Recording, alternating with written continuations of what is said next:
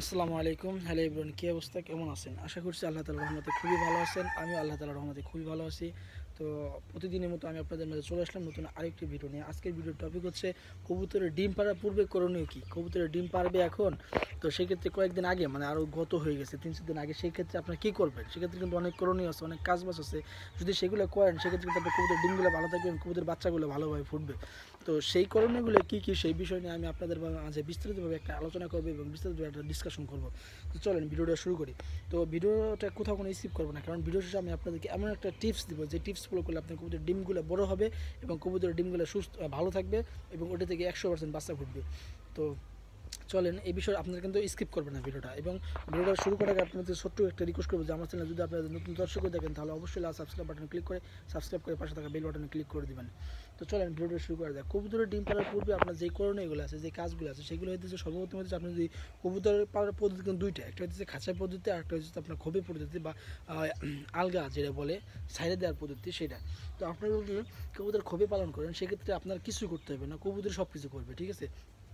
যেমন আপনার, তবে ভালো হয় যদি আপনার যখন কবুতরের ডিম পাড়ার জন্য যে কুট টানে সেই কুটগুলো আপনার সামনে দিয়ে ছিটে রেখে দেন, কারণ অনেক ক্ষেত্রে আপনার ওদের বাড়িতে অনেক মলা থাকে না বা ওই আপনার কুট পাওয়া যায় না, সেক্ষেত্রে আপনি যদি কতগুলো কুট রেখে দেন সেগুলো নেওয়া হতে সুবিধা হবে। এরপরে হচ্ছে কবুতরের খোপটা একটু পরিষ্কার রাখবেন যাতে আপনার ওই কোনো পোকামাকড় বা কোনো জীবজন্তু না আসতে পারে, এগুলো আসলে কিন্তু আপনার কবুতর ডিম খাই ফেলবে। এরপরে হচ্ছে আপনার কবুতরের এই ইসের খাবার যে এটা, কারণ ডিম দেওয়া অবস্থায় কিন্তু খাবার ওই যে ব্যাপারটা থাকে সেটা কিন্তু আপনার বেশিরভাগ দিতে হবে খাবারটা। এরপর যদি আপনি খাঁচায় কবুতর পালন পদ্ধতি পালন করেন সেক্ষেত্রে হচ্ছে টিপস হচ্ছে আরেক পদ্ধতি, সেটা হচ্ছে কি খাঁচার পদ্ধতি পালন করলে খাঁচার ভিতরে আপনি একটা পাত্র দিয়ে রাখতে হয়, যে আপনার যে পাত্রটা ওই যে ইসের যে পাত্রটা আপনার ওই কী বলেন ওই যে পাত্রের ভিতরে ডিম পারবে ওই পাত্রটা পরিষ্কার করে ওই পাত্রের ভিতরে কিছু কুট দিয়ে রাখতে হয়। কারণ কি আপনার ওই কবুতরটা তাহলে ভালো থাকবে, এই কবুতরের ডিমটা ভালো থাকবে, বুঝতে পারছেন।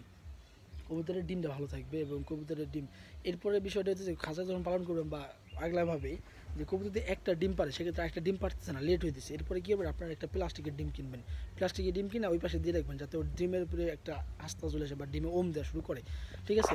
যখন আপনার প্রথম ডিম দিবে এরপর ডিমটা রাখবেন আর পাশে একটা প্লাস্টিকের ডিম রাখবেন, দুটো হবে, সেক্ষেত্রে ওম দেবে। এরপর যদি আবার দ্বিতীয় ডিম পারে এরপরে যে প্লাস্টিকের ডিমটা উঠিয়ে ফেলে আপনারা দুইটা ওই ডিম রাখবেন, সেক্ষেত্রে আপনার ওম দিবে 100% ওম দিবে, ঠিক আছে। এই বিষয়টা খুবই ফলো করবেন। এরপরে আমি আপনাদেরকে ভিডিও শেষে যে টিপসটা দিতে চাইছিলাম যে কবুতরকে এইভাবে আপনার বাচ্চা দেবে, বেশি বেশি ডিম দেবে, সেটা হচ্ছে সর্বপ্রথম হইতেছে আপনার কবুতরের গঠন এবং কবুতরের খাবার উপরে নির্ভর করবে। এবং বাজারে এক ধরনের একটা ওষুধ পাওয়া যায়, ওটা খাওয়ানো যদিও উচিত, কারণ এটা আপনার বেস্টে অনুমোদিত, ওটা আপনার খাওয়াতে পারেন। এভাবে খাওয়াইলে আপনার কবুতর ডিম দিবে, খুব ভালো ডিম দিবে এবং কবুতরগুলো খুব ভালো থাকবে। তো আজকের মধ্যে ভিডিওটা এই পর্যন্ত, ভালো লাগলে লাইক কমেন্ট শেয়ার করবেন এবং পাশে থাকা সাবস্ক্রাইব বাটন ক্লিক করে দিবেন। দেখা হচ্ছে পরবর্তী কোনো ভিডিওতে, ততক্ষণ পর্যন্ত ভালো থাকবেন, সুস্থ থাকবেন, আল্লাহ হাফেজ।